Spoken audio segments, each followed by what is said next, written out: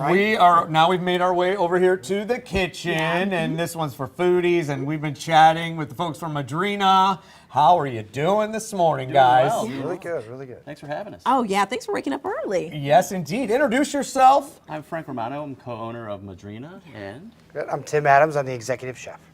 All right. Now, you guys have bought some really, really cool things, right? And they have some cool things coming up, right, Paul? Yes, indeed. What is coming up? so we've got the Silk Road Dinner Series. That's going to be a collaboration between some of the best chefs in St. Louis, along with our own chef Tim Adams. We've got Julie Trong from Didi Mao start kicking off the series on June 18th. Yes. And then we've got Nick Bogner from Indo and Sado next month, and then Lauren Nalick from Balkan Treat Box and Telva on the Ridge. Wow. They're doing the next one after that in August. Wow. So it's going to be amazing. So it's basically a powerhouse of all of St. Louis's The best all-stars, chefs coming together for this. And you all bought some really cool things that you have set out. Tell us a little bit about what you brought. Chef, please let us know. So we brought just our first course. We're doing kind of a riff on a glutinous cake.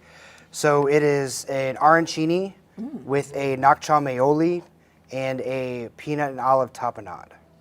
Wow. So we try to incorporate all the Vietnamese flavors into Italian-style cuisine. Wow. And what's this over here? Like, we have a really good cut of meat there. So this is a Denver steak. It's an underblade steak.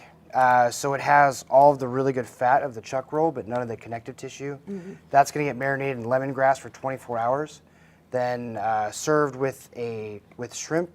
And I don't really want to ruin the whole surprise. That's going to be a really cool dish. Oh, I think Marbling, the beautiful marbling. Wonderful. Yeah, looking on the menu, so Tim and Frank, so wood-fired steaks, and then I see calamari fritti. Oh, yes. And then you have this incredible wine list. Tell us a little bit about that. So the wine list, Alicia Blackwell Calvert is our James Beard semifinalist, director of wine. She's also an advanced sommelier, and she's got an amazing wine list. There's not another one like it that I've ever seen. So you have American wines, domestic wines on the left side, and that translates across to the Italian equivalent on the right side.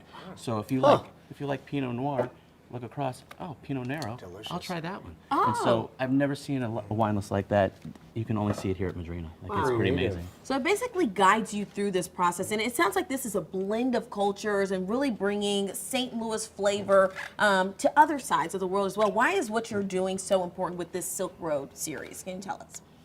Yes. So the Silk Road series, you always wonder about food origin and the intertwinedness of how things are the way they are.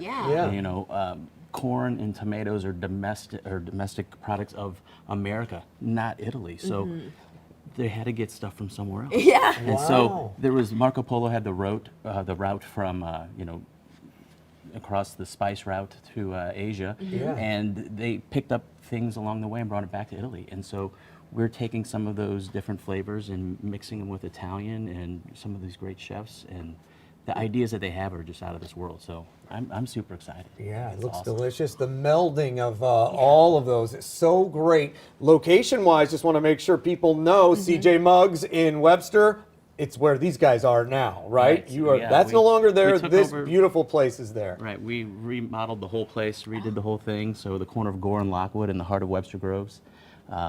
It's an amazingly beautiful space. Old world feel. It's like you're in a movie scene. Wow. It is.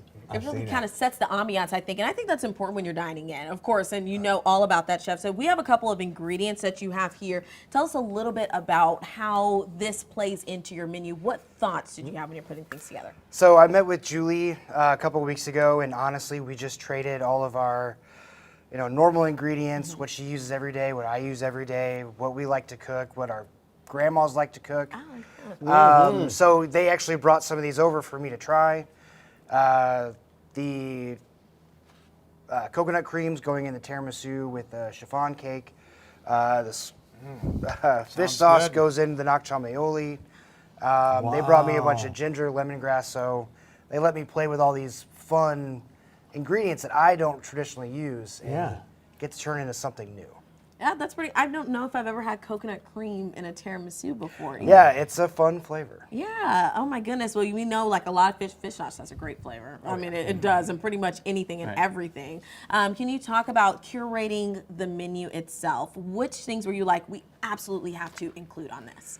Well, that's the thing. We didn't really have a specific, outline we had to fill. We could go wherever we wanted.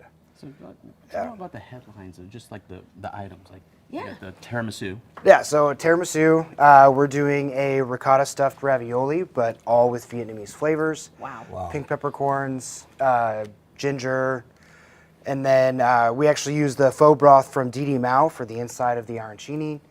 And then with the main course, we're using lemongrass, oyster sauce, shrimp stock, and then Italian amaro. Wow. Oh my goodness. Okay, so you're getting Cultural notes, right? much From everything. Italian and then Yeah. Vietnamese, and we talked so much about that with, we did big specials on the Fall of Saigon, last did, month, and talked to a few restaurant owners, and they had talked about that, incorporating some Italian, and I thought, that sounds great, but is it really happening? And you guys are doing it. It's really cool. It was hard to do at first. Yeah. Oh, was it really? It took a couple meetings before we could really get it together, but it was great. Were there any tests that you were like, okay, let's try this, and you tried the flavors and it just weren't blending it like you wanted to, and then you tweaked it? We tried one eggplant pasta and we just had to completely rework it. Oh. The flavors were really close with the roasted eggplant. I think it was ginger and something else, and then we just had to scrap it and try all again. So what do we have now in place of that? What So did you- it is a Thai basil, green onion, ricotta ravioli Oh, so great. with toasted pink peppercorns, black pepper, perilla leaf, Oh. and a little bit of white wine. Oh my goodness. You know, we love ravioli in St. Louis. And we can Mostly do the toasted. testing too. Yeah. We need more further testing for next year. Oh, yes. And yeah. Call us up. We can We'll be here. We'll volunteer be ready to go. our Yeah, for services, sure. All right. please. And you have a connection to our sports guy, Yeah, correct? so when I was my first job was working at Keymol's for Frank Cusimano Jr.'s family. So that was Wow. yeah, Awesome. Frank used to come in and hang out at Piccolo's and stop in and get some toasted ravioli before coming to work. So it was Frank Cusimano. That's Nice. really Neat, cool. What a yeah. way to start. it was. Absolutely. He is a foodie. He's a foodie. He knows Yeah. a thing or two about food. Yeah, Well, they thanks, say the guys. world is small, St. Louis is smaller, right? right. Thanks so much for bringing all of Love this it. out. We really appreciate it. And we hope folks come out and try this. Try this special menu for the Silk Road series. Thanks so Yes. much for waking up early, guys. Thanks for having All us here. right, well, they can get thank out you. this weekend and, Yeah. get some good eats, Jim. It would be a good time to maybe eat indoors. Yeah, Yeah. today for Today. sure.